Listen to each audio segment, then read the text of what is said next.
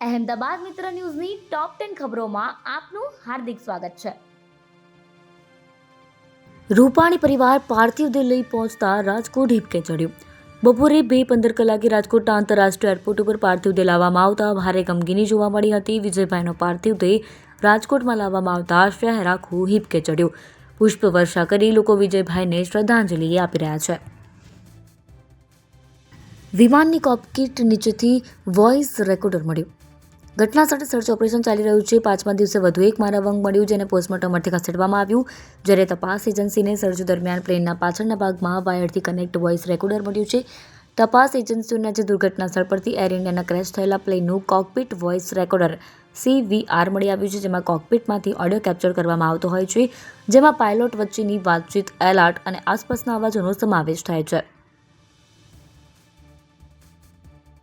વારંવાર વીજ કાપથી ત્રસ્ત લોકોએ મધ્યરાત્રિએ UGVCL કચેરીએ કર્યો હોબાળો.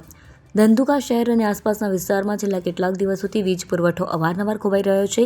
વીજળી કલાકો સુધી ગુલ થઈ જવાથી સમસ્યાથી શહેરી અને ગ્રામ્ય વિસ્તારના લોકો પરેશાન છે. UGVCLની કામગીરી સામે લોકોનો આક્રોશ ચરમસીમાએ પહોંચ્યો છે. રોજકા ગામના રહીશો મધ્યરાત્રિ બાદ વીજ કચેરી ખાતે પહોંચ્યા હતા, જોકે કચેરીમાં કોઈ જવાબદાર અધિકારી કે કર્મચારી હાજર નહોતા.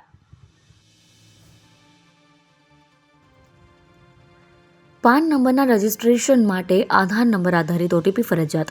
આવકવેરા વિભાગે પાન નંબરની નોંધણીની પદ્ધતિમાં મોટા ફેરફાર કર્યા છે. ઇન્કમટેક્સના પોર્ટલ પર વ્યક્તિગત પાન રજિસ્ટ્રેશન માટે આધાર નંબર બેઝડ OTP ફરજિયાત કરવામાં આવ્યો છે. નવા નિયમ મુજબ પાન નંબરનું રજિસ્ટ્રેશન પૂરું કરવા માટે મોબાઈલ નંબર આધાર નંબર સાથે લિંક થયેલો હોવો જોઈએ.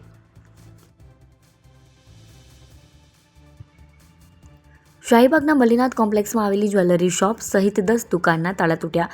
શાહીબાગ સુજાતા ફ્લેટની સામે આવેલા મલ્લીનાથ કોમ્પ્લેક્સની 10 દુકાનના તાળા તોડી તસ્કરો રોકડ, દાગીના તેમજ અન્ય ચીજવસ્તુ મળીને અંદાજે ₹20 લાખની મત્તા ચોરી ગયા હતા. એક જ રાતમાં જે 10 દુકાનોને ટાર્ગેટ કરવામાં આવી, તેમાં એક જ્વેલરી શોપનો પણ સમાવેશ થાય છે. ત્યાંથી દાગીના અને રોકડ મળી કુલ 16.14 લાખની મત્તાની ચોરી થઈ હતી. જ્વેલરી શોપના CCTVમાં કેદ થયેલી ચોરીની ઘટનાની તસવીરના આધારે પોલીસે તપાસ શરૂ કરી. એક સાથે 18 મૃતદેહ સચવાય તેવી મોર્ચ્યુરી ચેમ્બરનું દાન. પ્લેન ક્રેશમાં મૃત્યુ પામનારા દિવંગતોના મૃતદેહ હાલ સિવિલ હોસ્પિટલના કોલ્ડ સ્ટોરેજ કોફિનમાં રખાય છે. જોકે હજુ કોલ્ડ સ્ટોરેજની જરૂરિયાત હોવાથી એક ખાનગી કંપનીએ સિવિલ હોસ્પિટલને કોલ્ડ સ્ટોરેજની મોર્ચ્યુરી ચેમ્બર દાનમાં આપી છે. આ મોર્ચ્યુરી ચેમ્બરમાં 18 કોફિન રાખવામાં આવ્યા છે. ડોમેસ્ટિક ફ્લાઇટોમાં ભાડા 70% સુધી ઘટ્યા. અમદાવાદથી લંડન જતું એર ઇન્ડિયાનું વિમાન તૂટી પડવાની ઘટના બનતા એવિએશન ઇન્ડસ્ટ્રી સામે અનેક ગંભીર સવાલ ઊભા થયા છે. ડોમેસ્ટિક ફ્લાઇટોમાં મુસાફરી કરનારા પેસેન્જરોમાં ડરનો માહોલ છે.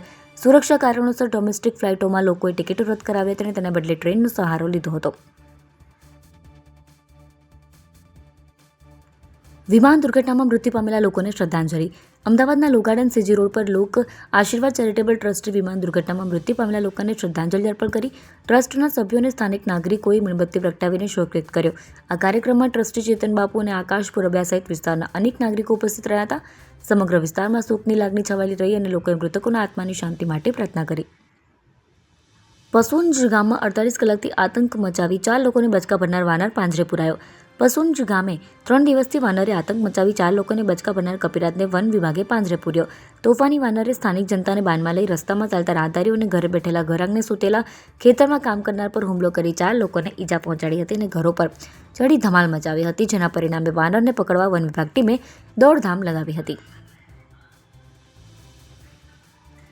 બાવળાની ગાંગડ ચોકડી પાસે કાર પલટી જતા એકનું મોત.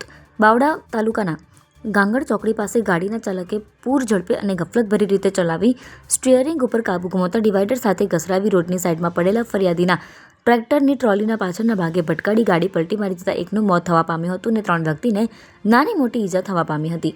બગોદરા પોલીસે આ મામલે ગુનો નોંધી કાર્યવાહી હાથ ધરી છે. અહેમદાબાદ મિત્ર ન્યૂઝની YouTube ચેનલને સબસ્ક્રાઇબ કરો અને બેલ આઇકન જરૂરથી દબાવો, જેથી મહત્વના સમાચાર આપના સુધી જલ્દીથી પહોંચે.